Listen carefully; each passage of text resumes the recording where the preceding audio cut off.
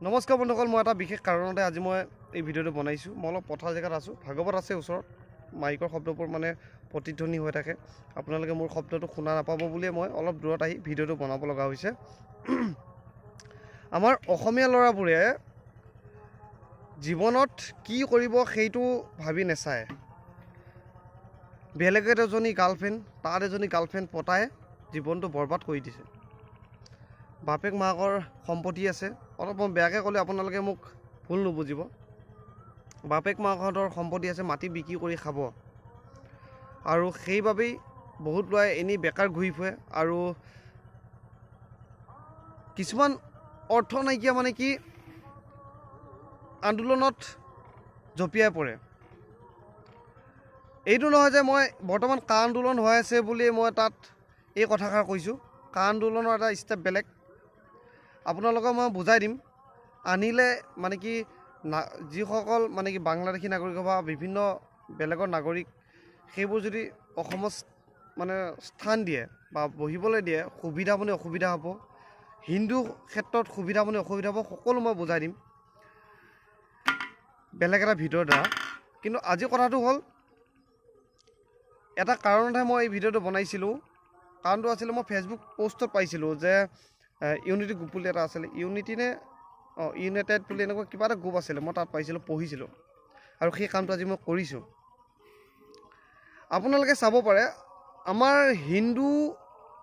হিন্দুৱে হওক বা আন অসমত যিকোনো মানুহ যদি এটা ডিফু খোলে, তাত দেখা পাব ডিফুত বেছি প্ৰায়ভাগ বঙালী হওক, বিহাৰী হওক বা মাৰোৱাৰী হওক, বিভিন্ন মানে বাহিৰৰ যিবোৰ মানে কি মানুহ, সেইবোৰহে তেল দিয়ে।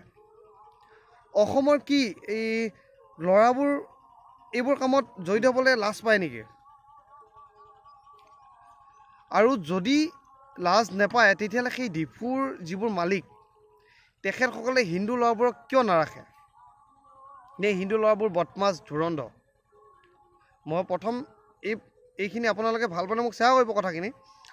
এইখিনি মই প্ৰথম ডিফুৰ মালিকসকলক সুধিছোঁ, যিসকল অসমৰ স্থায়ী বাসিন্দা, সেয়া হয় হিন্দুৱে হওক, খ্ৰীষ্টান হওক, যিয়ে নহওক, বা মুছলিমেই হওক, যিয়ে নহওক, এই মানুহখিনিক মই সুধিছোঁ, অসমৰ যিবোৰ অসমীয়া ল'ৰা, সেইবোৰক আপোনালোকে কাম দিবলৈ কি লাজ পায়নে, নে বদমাছ ধুৰন্ধ বুলি ভাবে? গতিকে আপোনালোকে এবাৰ ভাবি চাব এই কথাটো। কিন্তু আৰু এটা কথা, মই কামটো কি কৰিছোঁ ভাবক, চাব দেই। মই ডিফুত গৈছোঁ। ডিফুত যেতিয়া মই এজন মানে কি বঙালী সম্প্ৰদায়, যিয়ে অসমীয়া নাজানে, হিন্দীহে জানে, তেখেতসকলক মই তেল ভৰাব দিছোঁ। আৰু বঙালী সম্প্ৰদায় মানে বা বিহাৰী কিবা হিন্দীত কথা কোৱা এজন আহিছে, আহি কৈছে কিতনা চাহিয়ে? মই কৈছোঁ 1942 টকা। মই কৈছোঁ 942 টকা, 942 টকা। সি সুধিছে কিতনা? 942 টকা কৈছোঁ মই। সি বুজি পোৱা নাই। সেই ডিফুটোত মানে কি হিন্দু ল'ৰা এজনেই আছিল। তাৰপাছত মানে তাৰ ডিউটি সেইখিনি টাইমতে আছিলে, বাকী টাইমত নাছিলে। সি বাৰে বাৰে সোধে, মই 942 টকা 942 টকা কওঁ। পিছত সি ওচৰৰ এজনক আকৌ এজনক লৈ আহিলে, সিও আহি পেলাই কৈছে কিতনা চাহিয়ে? মই বোলো 942 টকা লাগে। সিও বাৰে বাৰে সুধিছে কিতনা? মই বোলো 942 টকা। পিছত যায় আপোনাৰ ভিতৰৰ পৰা এজনক মাতি আনিলে, সেই অসমীয়া ল'ৰাজনক। আৰু সেই অসমীয়া ল'ৰাজনে যেতিয়া ক'লে আপোনাক কিমান লাগে, মই তেতিয়া 942 টকা বুলি কৈছোঁ। সি ভৰাই দিছে। মই কিহৰ কাৰণে 942 টকা কৈছোঁ আপোনালোকে ভাবি চাওক। যদি প্ৰত্যেকজন অসমীয়াই প্ৰত্যেকটো ডিফুত এনেকৈ অসমীয়া ভাষাত আপোনালোকে মানে যিটো টকাৰ সেইটো যদি খোজে বা ভৰাব দিয়ে, তেতিয়াহ'লে প্ৰত্যেকটো ডিফুৰ মালিকে অসমীয়া ল'ৰা ৰাখিবলৈ বাধ্য হ'ব। ঠিক আছে, আপোনালোকে এই কামটো কৰিব। আপোনালোকে মই অনুৰোধ জনাইছোঁ, যিকোনো ডিফুত যাওক, যদি তেল ভৰাই তেতিয়াহ'লে আপোনালোকে ক'ব 942 টকা বা 1942 টকা বা 1940 টকা, তেনেদৰে ক'ব কথাবোৰ।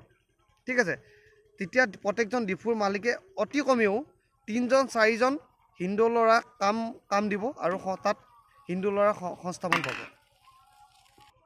মই এইখিনি কাম যে কৰিছোঁ কিমান যুক্তিসংগত মই আপোনালোকৰ আগতে আগবঢ়াই দিছোঁ আৰু যদি ভাল পাইছে তেতিয়াহ'লে শ্বেয়াৰ কৰিব। কাৰণ এই কাৰণেই নিজৰ বাবে নহয় আৰু আন 10জনৰ যাতে সুবিধা হয়, বহু পৰিয়াল চলিব পাৰিব তেনেকৈ।